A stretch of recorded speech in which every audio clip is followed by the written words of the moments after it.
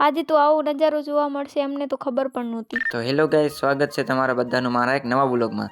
તો આજે ફરી અમે નીકળી ગયા સોમનાથ બાજુ મહાદેવના દર્શન કરવા અને ખુશીને લાગી છે ભૂખ તો નાસ્તો કરવા. તો ગામની બહાર નીકળતા જોવા મળી ગયો મસ્ત નજારો. સાંજના ટાઈમમાં ગામડામાં ફરવાની મજા જ કંઈક અલગ હોય.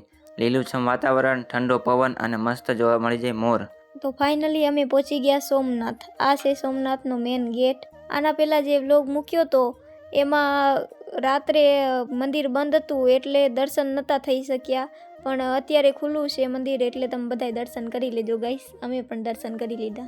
અંદર ફોટોગ્રાફીની મનાઈ છે એટલે બહારથી ફોટોગ્રાફી કરી છે, બહારથી બધા દર્શન કરી લેજો.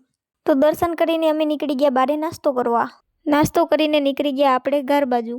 તો વ્લોગ ગમ્યો હોય તો લાઈક, શેર અને ફોલો કરવાનું ભૂલતા નહીં ગાઈસ. તો મળીએ હવે આવતા વ્લોગમાં. Tata, bye bye.